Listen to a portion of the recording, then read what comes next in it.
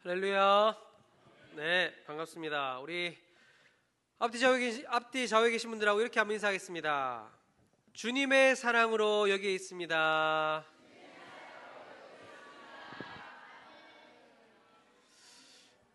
네, 자, 지난 한 주간 보내면서 주님의 사랑이 없으면 난 지금 어떤 모습일까? 어떤 모습으로 있을까요? 제가 주님의 사랑이 없으면 되게 재밌게 살긴 했을 것 같아요. 근데 이미 이 세상의 사람이 아닐 수도 있겠죠. 근데 주님의 사랑이 없었으면 참 그냥 망나니처럼 살았을 것 같아요. 그래서 참 주님께서 사랑으로 건져주시고 또 사명을 주셔서 너무 감사하다, 그런 생각을 한 주간 했습니다. 그래서 저와 여러분 역시 우리가 오늘 선교위원회 헌신 예배지만 여기 계신 모든 분들이, 저와 여러분 모두가 주님의 증인으로 부름받은 사람들 아니겠습니까? 그리고 우리 시간 말씀을 통해서 사랑으로 부름받은 사명자, 우리가 바로 그런 사람이라는 것을 다시 한번 우리가 돌아보고 또 세상으로 나갔으면 좋겠습니다. 우리는 가끔 이런 착각을 할 때가 있습니다. 내가 주님을 잘 따를 수 있을 것 같다. 내가 열심히 하면 복음도 전할 수 있고 또 선교도 잘 감당할 수 있을 것이다. 그런 착각을 할 때가 있어요. 그런데 정작 입을 열어야 할 때는 입을 못 열고, 전도 현장에 가면 그렇죠. 막 전도지 들고 와서 교회 한번 와보세요, 이렇게만 하고 한번 거절당하면 입이 쏙 들어가죠. 그리고 또 복음을 전해야 할 자리에서 뒤로 물러서고 피하게 되는 그런 우리의 모습들이 있어요. 우리는 왜 이렇게 우리의 사명 앞에 주저하게 될까요? 왜 전도와 선교의 부르심 앞에 두려워하게 될까요? 그 이유는 우리가 아직도 우리 힘으로, 우리의 능력으로 이 일을 감당해야 된다라고 생각하기 때문은 아닐까, 그런 생각이 듭니다. 마치 베드로가 그랬던 것처럼 말입니다. 오늘 우리는 자기 확신에서 시작했지만 결국 실패한 베드로, 그리고 그를 다시 부르시고 사명을 주신 예수님의 은혜와 능력을 통해서 내가 아닌 주님의 능력으로 감당하는 사명에 대해서, 또 우리는 주님의 사랑으로 부름받은 사명자라는 것을 함께 나누었으면 좋겠습니다.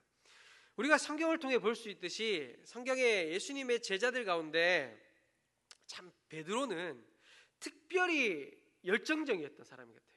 가장 열정적이었던 사람. 그러니까 성경에도 가장 앞서서, 또 예수님 앞에서도 가장 앞서서 나서고, 그렇죠? 한국 사람의 그런 말로 따지자면 좀 오지랖이 넓은 그런 사람이 아닌가. 예수님께서 잡히시기 전에 베드로가 얼마나 예수님 앞에 당당하게 이야기했습니까?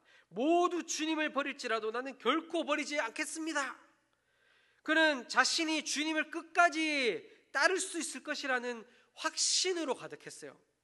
여기 있는 제자들 다 주님을 떠날지 몰라도 나는 절대 안 버립니다. 주님을.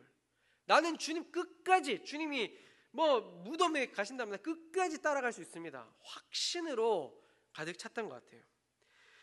그의 확신은 자신만의 단순한 자신감만은 아니었던 것 같아요. 그런데 실제로 예수님을 위해 칼을 빼서 대제사장의 종의 귀를 잘라버렸잖아요. 그렇죠? 그냥 말만 하는 사람은 아니었던 것 같아요. 그는 진정으로 주님을 사랑했고 그 사랑으로 무엇이든지 할 수 있다고 생각했습니다. 하지만 그 확신은 오래가지 못했죠. 그는 3번이나 예수님을 부인했습니다. 그것도 여종 앞에서, 군중들 앞에서 3번이나 나는 그 사람을 모른다. 자기 좀 전까지만 해도 주님 앞에 큰 소리 치더니 이제는 여종 앞에서 큰 소리 치잖아요. 모른다고. 더 나아가서 어떻게 했습니까? 저주하며 맹세하여 이르되 난 그 사람을 알지 못하노라 라고 말했잖아요. 베드로는 스스로 주님의 길을 갈 수 있다고 착각했습니다. 자신의 힘으로 그 길을 갈 수 있다고 착각했어요. 하지만 그는 자신의 힘, 의지, 충성심만으로는 절대 예수님을 따를 수 없다는 뼈아픈 실패를 경험했죠. 이 실패는 단순히 베드로 개인에게만 해당되는 일이 아니죠. 이것은 모든 인간이 가진 한계를 보여주는 사건입니다. 우리는 아무리 선한 의지와 뜨거운 열정을 가졌다고 할지라도 우리의 힘만으로는 하나님의 길을 온전히 걸을 수 없습니다. 이 모습은 오늘 우리의 모습과 너무 닮아 있죠. 우리는 전도와 선교 앞에서 사명의 자리에 설 때 이렇게 생각합니다. 내가 할 수 있을까? 내가 뭘 안다고 복음을 전하나? 난 아직 부족한데. 나보다 더 잘하는 사람이 있는데. 그 반대로 내가 아니면 누가 하나? 나는 이 정도면 내가 당연히 전도 왕이 될 수 있고, 내가 나가면 마치 베드로처럼 수많은 사람들을 교회로 인도해 올 수 있을 것 같고, 내 정도 스펙이면 당연히 전도, 선교 잘할 수 있지 라고 자신감으로 내가 생각했을 때 자신감으로 똘똘 뭉치게 되는 그런 모습들을 볼 수 있습니다. 그런데 중요한 사실은 오늘 말씀을 통해서 우리에게 하시는 중요한 말씀의 뜻은 뭐냐면, 우리는 애초에 우리의 힘으로 이 길을 감당할 수 없는 존재라는 거예요. 오늘 말씀이 베드로의 모습을 통해서 우리에게 이야기하는 것은 뭐냐면, 베드로의 실패를 통해서 그래 그럼 그렇지, 베드로 네가 그럴 줄 알았다, 말만 하더니 결국 실패했지, 그 이야기를 하는 것이 아니라, 베드로 역시도 베드로 스스로의 힘으로는 결코 예수님의 그 길을 따라갈 수 없고, 이 성경 말씀을 읽고 듣고 있는 저와 여러분 역시도 애초에 우리 힘으로는 주의 길을 따라갈 자격조차도 없는 사람이다라는 겁니다. 그것을 주님은 아시고 베드로에게 그 교훈을 가르치신 것입니다. 베드로의 실패는 우리에게 중요한 교훈을 줍니다. 그것은 우리가 우리의 힘으로 주님을 따를 수 없다는 것, 그리고 그 사실을 인정하는 것이 진정한 제자도의 시작이라는 거예요. 우리가 주님을 따르려면 그 출발점이, 주님, 저의 힘으로는 할 수 없습니다. 주님, 저는 부족합니다. 주님의 힘으로 저는 이 일을 감당할 수 있습니다 라는 그 인정이 있어야 그 이후에 주의 길을 따라갈 수 있다는 것입니다. 베드로가 주님을 3번 부인한 후에 성경은 그가 밖에 나가서 심히 통곡하였다라고 말합니다. 얼마나 자신이 창피했을까요? 자신의 모습이. 그렇죠? 주님 앞에서 큰 소리로, 주님 무슨 소리 하십니까? 내가 어떤 사람인데, 다른 사람은 모르겠지만 나는 절대 그렇지 않습니다 라고 큰 소리 치던 그 베드로가 여종 앞에서 벌벌벌 떨면서 나는 모른다 막 예수님을 저주하면서 부인했으니 얼마나 그 모습이 부끄럽고 다시 주님을 뵐 면목이 없었지 않겠습니까? 그 베드로의 통곡은 단순한 후회가 아니었어요. 그것은 자신의 무력함과 연약함을 깨달은 자의 절망의 절규였죠. 그런데 부활하신 예수님은 바로 그 베드로를 다시 찾아오십니다. 그를 질책하지 않으십니다. 그에게 단 한 가지를 물으시죠. 뭡니까? 오늘 말씀에 보면, 요한의 아들 시몬아, 내가 나를 사랑하느냐? 여기서 주목할 점은 예수님이 베드로를 찾아오셨다는 거예요. 베드로가 예수님에게 돌아간 것이 아니라 예수님이 그를 찾아오셨다는 겁니다. 이것이 복음 아닙니까? 우리가 하나님을 찾는 것이 아니라 하나님이 우리를 찾아오신 것이죠. 여러분 믿으십니까? 우리가 어떻게 하나님을 찾을 수 있겠습니까? 우리가 어떻게 예수님을 찾을 수 있겠습니까? 하나님이 우리를 찾아오시고 하나님의 아들이신 그 예수님이 인간의 모습으로 우리를 찾아오신 것, 그것이 복음이죠. 새벽이 동토오는 갈릴리 바닷가에서 제자들은 주님께서 그들을 위해 친히 준비해 주신 조반을 소리 없이 나누어 먹었습니다. 누구 한 사람 말을 꺼내는 사람이 없었어요. 그들이 한결같이 침묵하고 있었습니다. 예수님 앞에 뭘 할 말이 있겠습니까? 그렇죠? 다 주님을 버리고 도망갔던 그런 존재들인데 주님 앞에 무슨 이야기를 할 수 있겠어요? 들리는 거라고는 바닷가의 파도 소리밖에 없었겠죠. 이 침묵은 무엇을 의미했을까요? 그것은 부끄러움과 죄책감이 만들어낸 그런 침묵 아니었겠습니까? 예수님이 지난 3년 동안 밤잠을 설치면서 먹여주고 입혀주고 제자로서 온 진액을 쏟아내며 혼신의 힘을 다해 주님의 말씀을 가르치고 이끌어온 제자들이, 그 제자들이 예수님을 배신했잖아요. 그 배신의 결과가 얼마나 처참했습니까? 주님의 그 마지막의 죽음이 정말 외로운, 정말 그 외로운 고독한 죽음 아니었습니까? 그런데 예수님은 죽음에서 다시 살아나셔서 예수님이 제일 먼저 한 것은 배신자를 찾아간 거예요. 저 같았으면, 아니 저와 여러분 같았으면 제자들이 배신했다 어떻게 했겠습니까? 안 받겠죠. 저도 제자들을 찾아가진 않았을 것 같아요. 왜냐하면 찾아가면 좋은 말 안 나거든요. 예, 그 얼굴 낯짝을 보면은 바로 야 일로 와, 야 몽둥이 부러뜨려서 와, 엎드려 뻗쳐 했겠죠. 그러나 예수님의 제자들에게, 그 배신한 제자들에게 정말 네가 나를 사랑하느냐, 특별히 그 제자들 가운데 가장 우리가 앞서서 이야기했지만 다른 제자들은 모르겠지만 나는 절대 예수님을 버리지 않습니다, 끝까지 예수님하고 가겠습니다 하고 말했던 그 베드로에게 네가 나를 사랑하느냐라는 이 한마디를 예수님께서는 물으셨습니다. 우리가 이 말씀을 너무 많이 들어보셔서 아시겠지만 예수님이 사랑에 대해서 3번 이야기하시잖아요.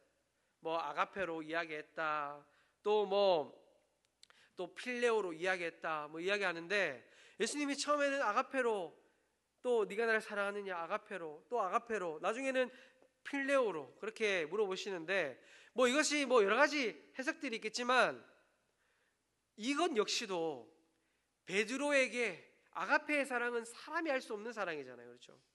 사람이 할 수 없는 그 사랑을 베드로에게 물어봤더니 베드로는 계속 필레오의 사랑으로 이야기를 하는 거예요. 형제의 사랑. 그러니까 예수님이 마지막에는 베드로의 수준에 맞춰서 낮아지셔서 다시 베드로에게 그 형제의 사랑을 또 물어보는 거예요. 네가 나를 사랑하느냐. 예수님께서는 끝끝내 그 하나님이신 그 자체, 하나님이신 예수님이 인간의 몸으로 내려오셨는데 그 배신자 베드로에게 역시 마지막까지도 인간의 그 시선에 맞춰서, 베드로의 수준에 맞춰서 낮아지셔서 베드로에게 찾아오셨다라는 것을 우리가 볼 수 있는 것이죠. 이것이 바로 예수님의 사랑이라는 것입니다. 진정으로 사랑한다는 것은 사랑의 대상에 최고의 가치를 부여하는 것을 의미하는 것이죠. 하나님의 독생자이신 예수님께서 하늘의 보좌를 버리시면서까지 이 땅에 오신 것은, 인간의 구원자가 되신 것은 하늘의 보좌를 지키는 것보다 이 피조물인 인간을 사랑하는 것이 더 가치 있기 때문에 그 보좌를 버리시고 인간의 모습으로 낮은 자리로 내려오신 것 아니겠습니까? 그래서 배신의 조과를 가진 그 주님의 제자인 그 베드로에게 지금 예수님께서는 이야기하십니다. 요한의 아들 시몬아, 내가 이 사람들보다 나를 더 사랑하느냐. 지금 주님 앞에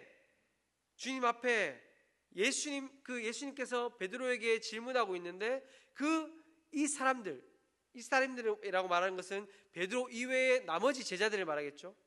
베드로야, 요한의 아들 시몬아, 네가 이 나머지 제자들보다 나를 더 사랑하느냐 라고 그렇게 물어보고 있는 것이죠.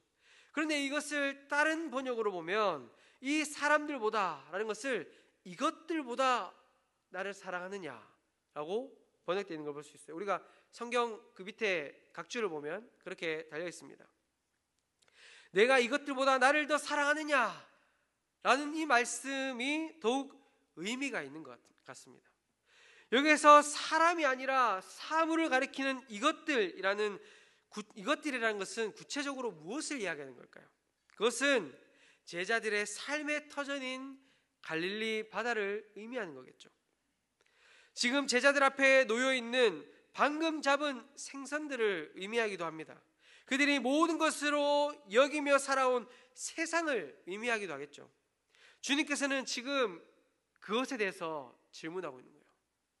요한의 아들 시몬아, 네가 평생을 바쳐 전부라고 여겼던 이 갈릴리 바다, 그것보다 나를 더 사랑하느냐?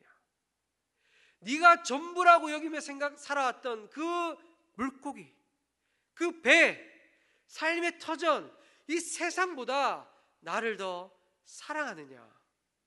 라고 베드로에게 질문하고 있는 거예요. 예수님께서는 하늘 보좌보다 인간을 더 사랑하셔서 하늘 보좌를 버리고 이 땅에 오셨잖아요.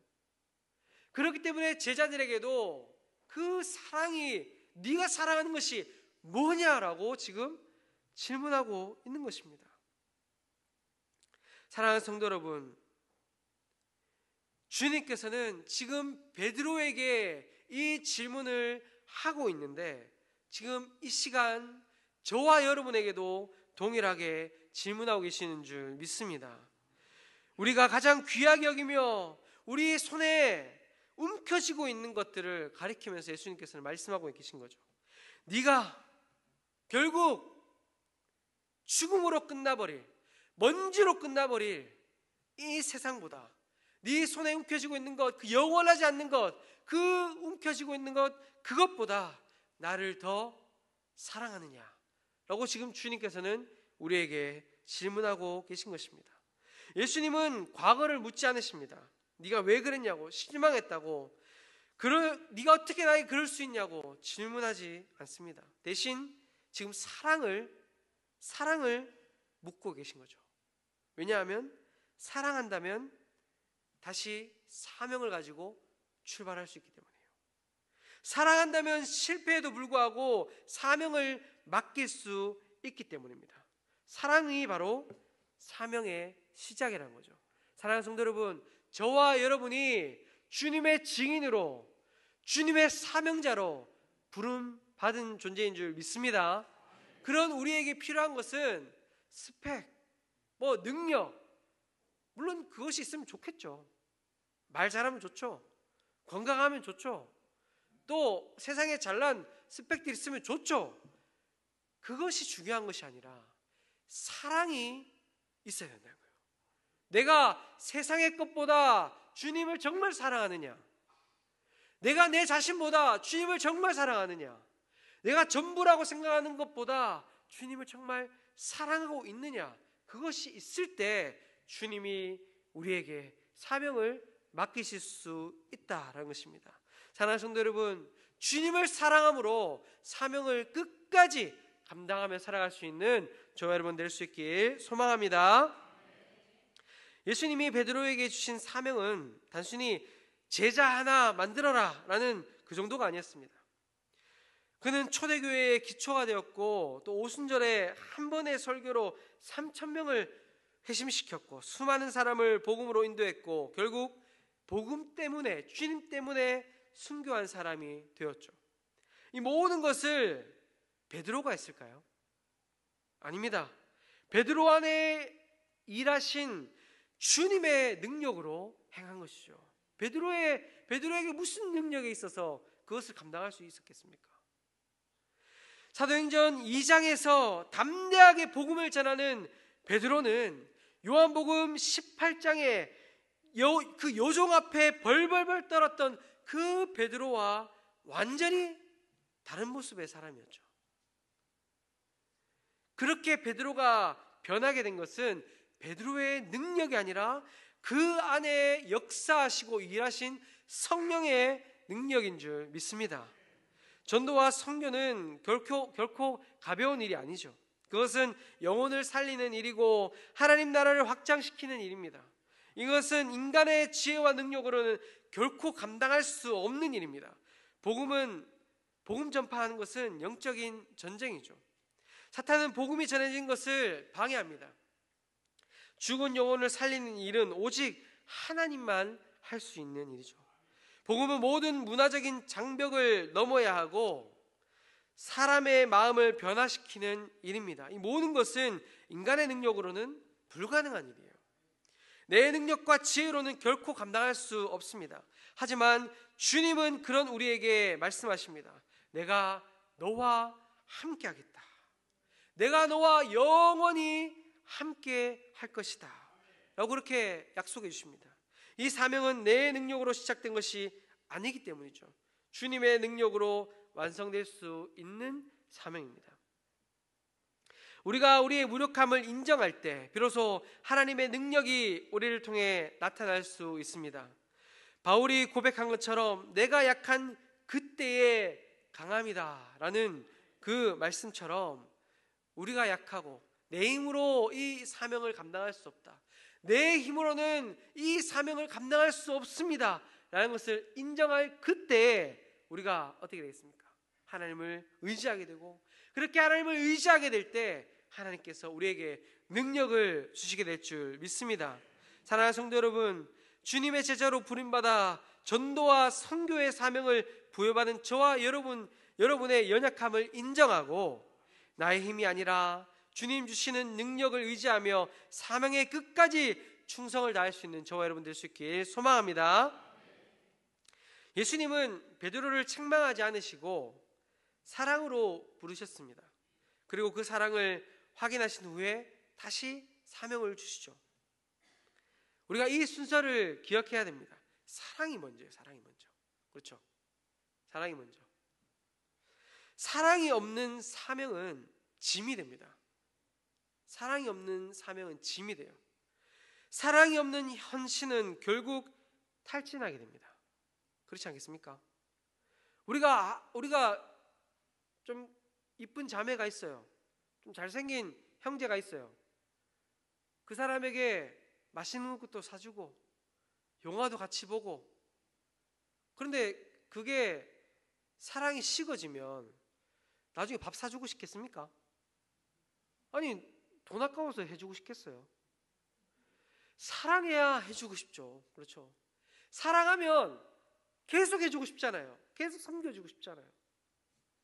사랑이 있어야 이 사명이 짐이 되지 않고 결국 그 사명자는 탈진하지 않는 거예요. 그러나 예수님을 향한 사랑에서 시작된 사명은 고난 가운데서도 견디게 하고 실패해도 다시 일어나게 하고 내가 아닌 주님을 의지하게 만듭니다.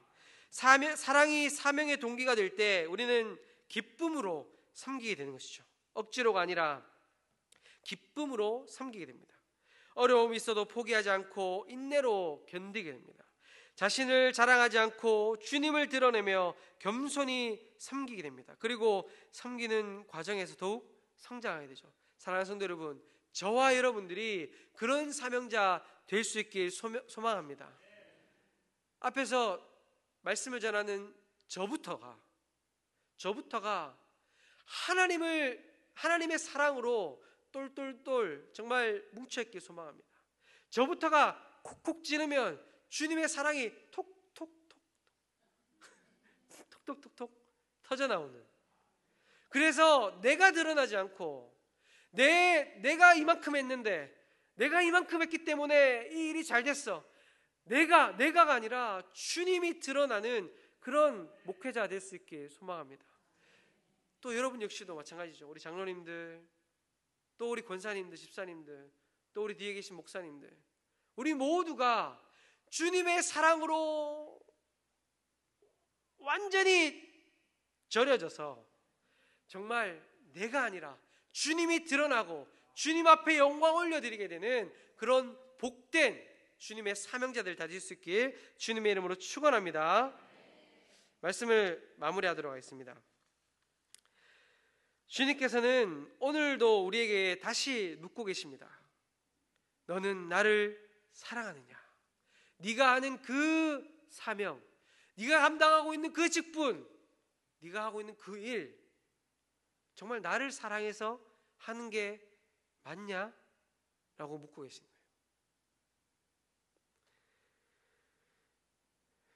주님과의 관계가 바르게 돼서 정말 주님 사랑하는 것 때문에 교회를 섬기고 또 내 부서를 섬기고 또 사명을 감당하는 그런 저와 여러분 될 수 있길 소망합니다.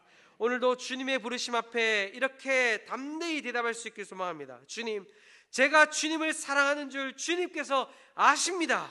그리고 그 고백 위에 주님께서 친히 능력을 더하시고 우리를 통해 복음의 사명을 이루어갈 줄 믿습니다.